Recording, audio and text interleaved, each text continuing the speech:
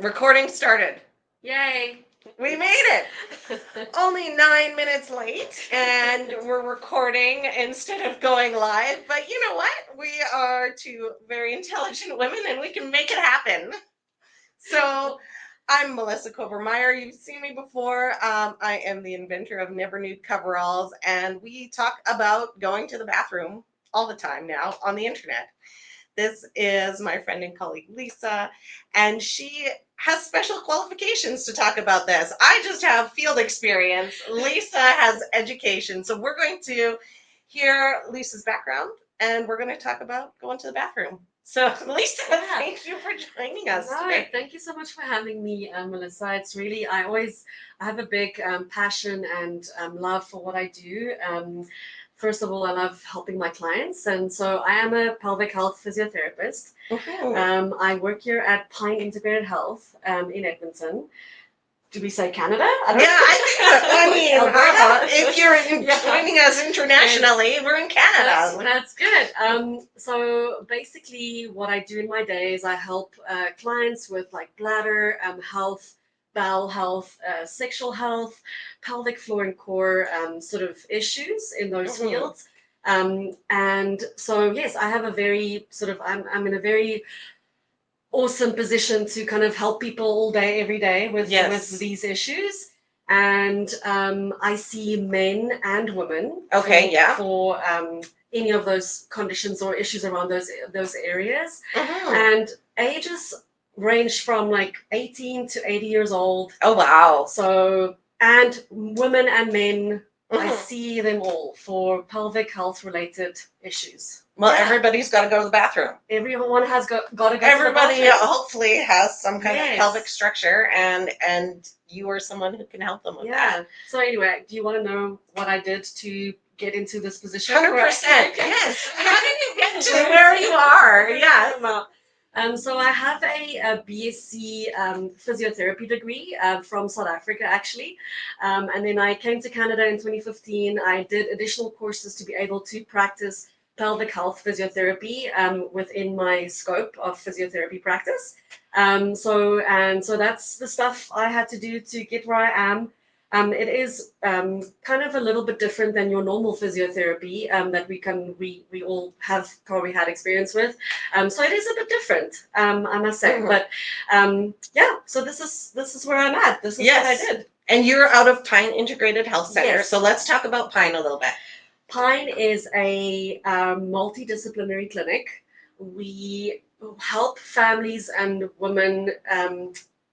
That's kind of the biggest population of people that we see, but we also treat men.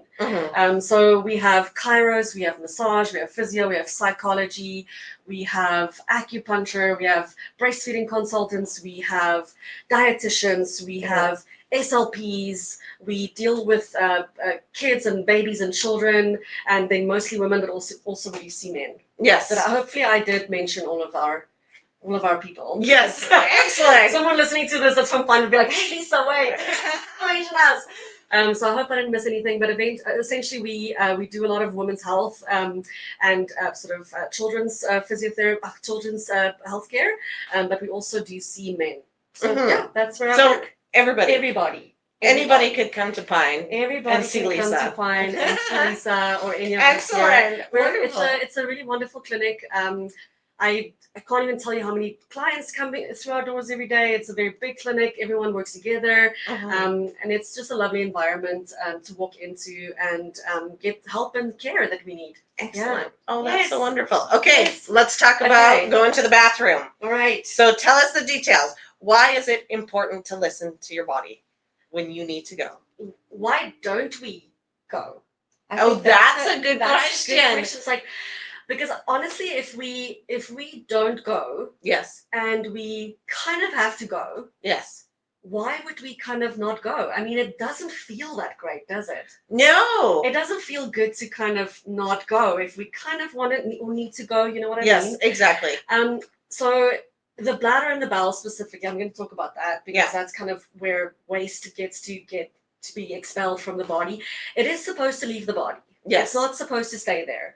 And so that is why I think it gets really, that's why it gets really uncomfortable and doesn't feel good to kind of keep it in and keep it in and keep it in. Yes, exactly. So I think that it's just simply sometimes not convenient to go. Exactly. And Yes. I think that it's just in our busy lives as moms, as dads, as in our work environments, Mhm. we are very busy and Yes. we sometimes don't have accessibility, we don't Mhm. have time, we don't have the resources or whatever it is Mhm. to necessarily go and when we need to go. Yes. And so there are actually not so great things that can happen if Mhm. we kind of not go when we need to go, and we keep doing that for like multiple Mhm. months, years. And so yes, I can definitely talk about that. Okay, so let's say, Yes. is there a split between men and women? What, like, or are the No. effects kind of the same? Men and women, Yeah. both have bladders and bowels. That is the short answer here. So basically, the bladder and the bowel functions the same. As I'm going on through my little talk, I would maybe mention some differences, but in terms of having a bladder that has to expand to hold Mhm. urine, to a certain amount of stretch, that signals get sent to the brain to tell the brain that, hey, well, we're getting filled up. You need to send a signal down so that this person, this body, Yes. can feel that it needs to go. Yes. So at that amount of stretch, because we are allowing the bladder to stretch out, Yes. it has capacity to contract to get pee out. Yes. Okay, and this happens typically at 3 to 4 hours after our last pee or whatever, and it also depends on the amount of fluids that we have in that Mhm. time. If we don't go Mhm. and we kind of suppress the urge for a long time, like we go 5 to 8 hours Yes. instead of 3 to 4 hours, and we do that for a very long time, Mhm. we might, well, the first thing is the bladder can start to change. Oh. Yes, the bladder can actually start to adapt to Oh. whatever it is, the habits and behaviors that we have. Well, there you go. I And know. we can change, okay, Well, and I in a know. So, good way. Sometimes not so great. Okay. I'm gonna say that initially, what can happen if we don't empty the bladder often enough is we could develop like bladder infections. Yes. Okay. Um, Long term, I would say, but a lot of people don't. So a lot of people won't develop bladder infections, right? Okay. What happens over time to this bladder is it actually does affect the walls of the bladder. So the bladder is supposed to have this elastic wall that Yes. kind of expands and contracts.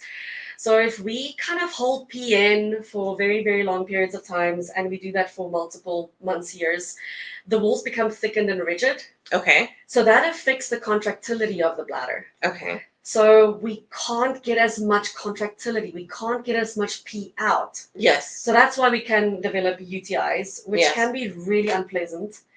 Have you ever had a UTI?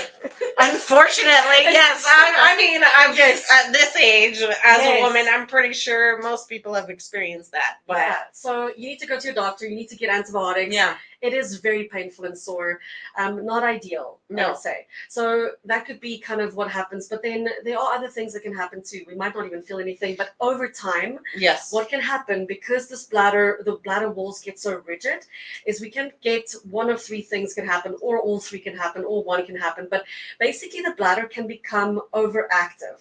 Okay. What that means is, and I see this in practice all the time with working with my clients that have bladder issues, is the bladder actually contracts quite a lot in the day because it signals to the brain that it's kind of a little full still. Yeah. So then it contracts all the time, and then you would feel a lot of urgency, frequency, right? Yes. You need to go all the time. Whereas in the past, you were able to hold your bladder for 8 hours. Exactly. Yeah. Yeah, Okay. all of a sudden you have constant urge. Sometimes the urge is so unpleasant and so uncontrollable that you even would maybe even lose urine. Wow. Like urgent incontinence, that's urgent incontinence. So basically you can't make it to the washroom in time. There is leakage of urine. So that's one thing. The second thing is you could get an underactive bladder. Because of the stretch of that sort of bladder, it does actually sometimes it kind of like fills up and fills up and fills up, and it doesn't actually tell you that it's full. Because you've been ignoring it. Yeah. Yeah. So it Okay. fills up and it fills up to a point where it sort of starts leaking out. Oh, wow. Without you even knowing that it was full. Yeah. Yeah, so the Wow. signals the signals can become a little bit less pronounced, and then we think that we're fine, but then we're leaking. Yes. So that is another that's overflowing continence. The bladder gets overfilled. So basically, the urethra is where the pee comes out, gets pushed open, and things just leak out. Oh my. Yeah. Anyway, so there are not so great things. The third thing is prolapse. Now, men don't really. It's fairly uncommon for men to develop bladder prolapse. Yeah. But you can imagine that if you can't empty your bladder, or you're trying to empty more because you have to pee all the time, so you're not emptying. So now you're pushing. Yes. Now you're straining to pee. Yes. So that actually creates sort of a descent of the actual bladder. So the bladder can actually sink down, and then it's in a not so great spot. From there, it can sort of add to the problem of not being able to empty. It can kind of be in a position where you might feel it all the time, right? Like it's not tucked in there, but it's kind of like a little bit out. Yeah. So prolapse is one thing that's not great. Yeah. Men, I would say, have more issues around hernias as well as rectal prolapse. So you can imagine over time of trying to empty your bladder by pushing all the time to get pee out, how that can affect just general pressure in other organs. Wow. So Yeah. your rectum can start to prolapse in guys. That sounds in not men. wonderful. I'm sorry for all the graphic information. No, it's completely fine. Newsflash. Exact. But okay, is this permanent? Like. Oh, and sorry, just one more point on that. Yeah. Hernias. Yes. Men have hernias. More hernias, and women can also develop hernias. But Yeah. I wonder if you know what a hernia is, but I even wonder if they know what a prolapse is. But anyway, so basically, a hernia is kind of a sort of a weak area in your abdominal wall or your pelvis where something can kind of protrude out. Yeah. Which can be very painful and and does need surgery over time potentially. Wow. So anyway, straining to empty an organ is not ideal. Yes. And I feel like it can happen over time if we don't have good habits. And yes. Is this like long term? Are we saying like 30 years? Or is this it something that can happen in 5 years? If you're constantly ignoring that urge to go to the bathroom. I know I have a sister who's a nurse, and she's like, well, we have patients sometimes we just can't go. And so it could be shifts in a row that she's just not going to the bathroom when she needs to.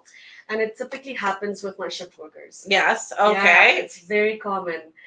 It's the busy, you don't have bathroom breaks. You're busy with clients, you're busy with patients, you're busy on a job here, right? So those are the people that, like, it will not affect them for years and years and years. But then I'll have my 65-year-old male client that comes to me with like urgency, frequency, bladder leakage.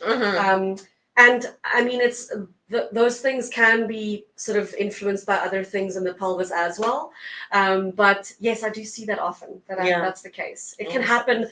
It can happen sooner, or it can happen later. It's hard to say. I don't know. Yeah. If there's how many years, or I think it is different for everyone. Yeah. Oh wow. And okay, so do you want me to mention something about the bowel? Might as well. Yeah. I mean, I do NeverNude Coveralls. Okay. They uncover everything, so you can go to the bathroom. Do you want to say your thing first before I talk about the bowel? Well, I mean, my thing is, I remember being in the field and not wanting to go to the bathroom. I was in positions where there wasn't a bathroom available. So you're looking at the forest, you're looking at the crew of people that you're guiding or working with, and you're saying, do I have to go do this? Because with coveralls, you had to strip down naked, basically. And I mean, there were some times when we had people patrolling with rifles because there were bears around, and you're like, and I need to go into the forest. Excellent. So we would do other things too. Like we wouldn't drink water or any fluids at all to like minimize the having to go. I mean, I don't know if there was a bathroom not available. I don't think in 10 years of field work I ever pooped in the woods. Like that's horrible. I don't want to talk about this on the internet, but because I didn't want to. Exactly. So because you don't feel safe, you don't feel dignified, there's all these external issues, and that's where these coveralls came from. At least you can stay clothed. for the most Exactly. part. Like it's very, very disconcerting to strip in the woods. Yeah, Um, that's true. so I mean, I don't know if you can speak to those long-term implications too of just chronically dehydrated because you're Yes. like Yes. I'm assuming that Yeah. also would affect these Yeah, systems, right? exactly, for So sure. And I think that maybe one of the big things is the bowel can be affected by that for sure. okay. Like if you don't drink enough water and you don't poop for like a long time, Yes. right? Like what happens is the bowel actually like takes out the nutrients from the food that we eat Yeah. and takes out the water from the Yeah. food that we eat, and the waste gets pushed through the colon. First we have the small bowel, then into the large bowel. If it stays there for a long period of time Yes. and it's already not that hydrated, Yes. it kind of like gets harder and harder, and Yeah. then we really have to strain more to get it Yes. out, which we're looking at like the unpleasantness of straining. I mean, all Mhm. of us have strained in our lives and it's really not fun. Yeah. It's like fissures, Yes. hemorrhoids, bleeding. Why would you want to poop? No, You know what I mean? exactly. So, Yeah. yeah, if it stays there, if especially in the rectum, which is kind of the last part of the bowel, Where you get the urge to go and you're like, yes, but I don't want but to. I don't want to. I Yeah. will go later when I get home, Yes. right? So if it stays there, it sometimes has to get sucked back Oh, into the wow. colon, Yes. like sucked back up, and then more water gets taken out of it, and then it's kind of even more harder when it Yes. comes down back into the rectum. Yes. And what we've seen over time is that it can actually affect the bowel itself as well. Like it does actually, the bowel function is a very intricate process. It's a very complex process between the brain, the muscles of the organs, as well as nerves. And Yeah. if we ignore urges, the same as the bladder, those areas, the nerves become desensitized. We don't feel urges anymore. Yes. So it kind of goes away. Oh. But we still should be going. But yes, I feel like we have to go. exactly. Okay. And so bowel impaction is a very serious condition that can act when you just can't get it out. yeah. That's very bad. And are these all reversible? You might have to get surgery when Like you have that. it's surgery. Yes. You get to a point. I So know. It's listen not to your good. body. Go to the bathroom. Okay. Excellent. One other Wow. thing I want to mention that's Yeah. that's kind of like sort of a very interesting topic out there is the microbiome or the Okay. gut biome. Mm-hmm. The gut biome lies in our gut biome is sort of different for everyone, and everyone has a unique gut biome, but it lies within the walls of the bowel, and so if we don't get rid of waste well, Yes. it can actually affect our micro gut biome, Wow. which Okay. affects our endocrine system, which is hormones. Yes. It affects our digestive system, how we get rid of stuff. Yes. It affects our immune system, how we handle inflammation, or how we get rid of inflammation, or how we goodness. tolerate inflammation. Yes. It can also affect our nervous system, Yes. how we feel about our bodies, what we think about our bodies. So it literally affects the whole body. Yes. Well, right? So it's that's. like I mean, it actually, makes sense. it's like the microbiome is like a garden. Yes. If the garden is happy, there's no weeds, the soil's healthy, we're thriving as humans. Yeah. But if it's not happy, it affects every single thing. It affects Oh our my whole goodness. ecosystem. And you know what? It makes sense. Hormones, It makes so much immune sense. system, Oh my goodness. nervous system, Yeah. all of those things, right? So it is a really complex sort of problem. Yeah. Honestly. Well, Yeah, I mean, if we don't expel when we need to. because the body is done with those things. It needs Yeah. it out. Yeah, And that's it why we have is to go to trying Oregon. to tell you. And so you're supposed Yeah. to listen. Exactly. Oh my goodness. Okay. Yeah. Well, I mean, what symptoms would you say if we're giving a general talk? We have people who are field workers, we have people who are shift workers who are listening.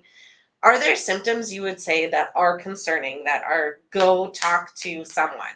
Go talk to your Yes. doctor, go talk to your Healthcare provider. yeah. Go come to get Lisa. support, Yeah, like or okay. go see a pelvic health physio. What kind of symptoms are we looking at? Yes. Okay, so these are the things. People come to see me for prolapse. So prolapse is when your organ has kind of come down, and a lot of people feel it. Okay, can you see it? You can see it sometimes. Okay. Yes, so you can see it either vaginally or you could feel it vaginally, like with your finger, or you Yeah. could see it rectally, or you could feel it rectally. So, So okay. if something is bulging out, it's not ideal, it's not normal, it does affect the actual function of that organ, and Yeah. it is something that a pelvic health can help you with. Mm-hmm. So I'm going to say that there are things that we could do, but most often when we listen to our clients' stories, it comes back to like, what did you do how have you been doing things? Yes. And what have you been doing in the past? So it's never just like, oh, it just happens, right? Yeah. There's always a sort of a reason why things like this start to happen, and we a lot of times can track it back to not like actually listening to certain bodily cues, not actually responding well, not knowing what's wrong and what's right. Yes.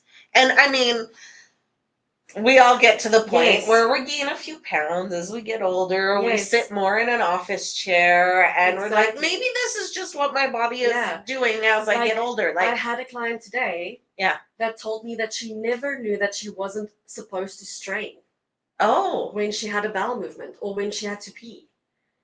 well, there you go. Exactly. So that's another thing. If you see that you are straining a lot to get pee out, you're straining to get poop out, that is another reason to potentially check in. Yeah. To see if there's anything that we could do to get to the root cause of it, to optimize those sort of areas of your body to work better, and to come up with a plan. Right? Because again, the longer you leave it, the more Exactly. serious the health implications Exactly. get. Does this even go to the point where it could contribute long term to cancers or anything like that?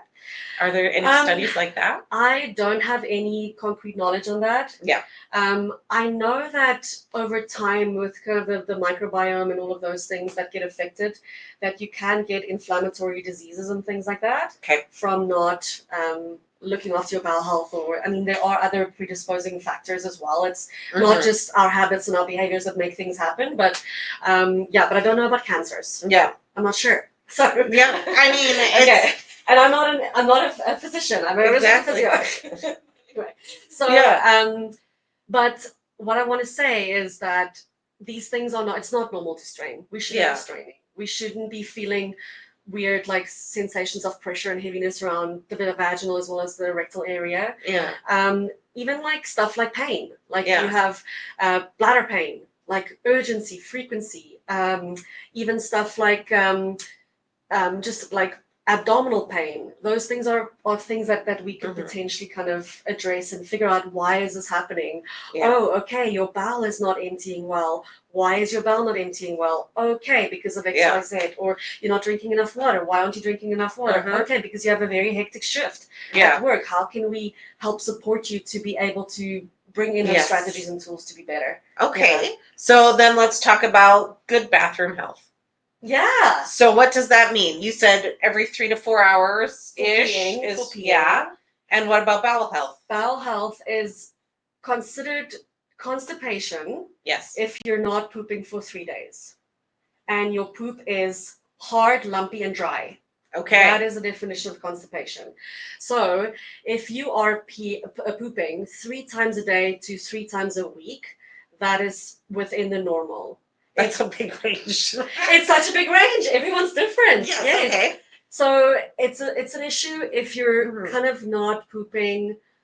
If you're pooping less than 3 times a week, that is a problem.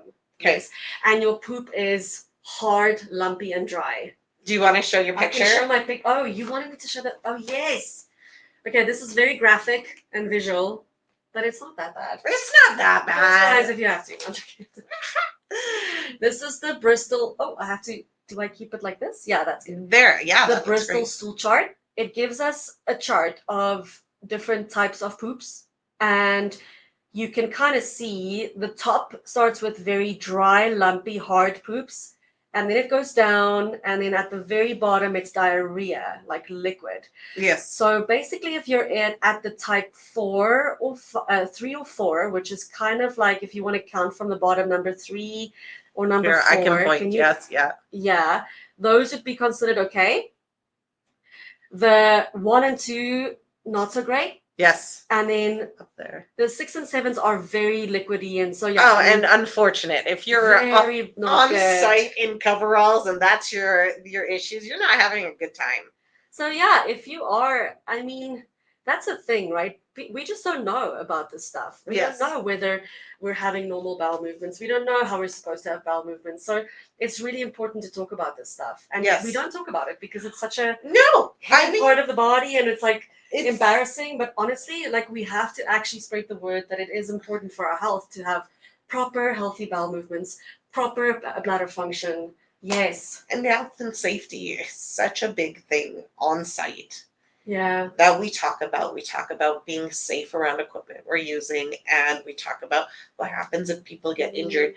But What about this these- part? Exactly. We are going to the bathroom every day, or we should be. Like, you I need to be know. going and visiting a toilet. So it's something I feel very strongly about that should be included on our safety sheets. And as of this point in time, the safety sheets I've dealt with, I've never seen where you go to the bathroom safely, and that's kind Well, of if you key. think about it, like prolapse affects like a lot of us. Really? Yeah. Oh my. I think 50% of women that's had babies Yeah. will, or 50%, I think it is 50% of women in general will have symptomatic prolapse Excellent. at some point. Yeah. And leakage of urine. How unpleasant is leakage of urine? Exactly. It affects us on every level of our lives. Well, and it's a dignity thing too. No one Yes. likes the idea of not being No. able to. It's literally something Yeah, that exactly. we make the leap from toddlers to children. We're like, now you can go to the bathroom by yourself. Exactly. I know. Now you can stay So dry. now it affects your relationships. It affects your self-confidence. Mhm. It affects your socioeconomically. It affects you because now you have to support yourself. Yeah. With like other things, it is just not great. Yeah. And then if you look at the urinary tract infections, right? You're off of Yes. work. Yep. You're off of work for how many days? You Well- can't come back to your shift work. And you don't want to explain that to employers usually too, because it's embarrassing Yeah. to talk about these issues. Yeah. And even if it's something chronic that comes from your habits at work, Mhm. it's still, I mean, It should be addressed. yeah. It should be addressed. And when I see my clients for an assessment, we figure out. We don't just like treat whatever is presenting. There's always a reason why things present. Mhm. And it's important to sort of track and assess to see where did this start? What could potentially be causing this, right? Yes. And a lot of times it's our behaviors Yeah. and our habits. Excellent. So it's up to us. It's up to us. I mean, no one else is looking out for your bathroom urges. You are literally the only person who feels them. So, Exactly. And you have one body. yes. Oh, that's so true. But okay, just a little bit of hope here. Yes. Okay. Thank you. Yes. Doom and Let's do gloom that. all the way. Yeah. That some of these things are manageable.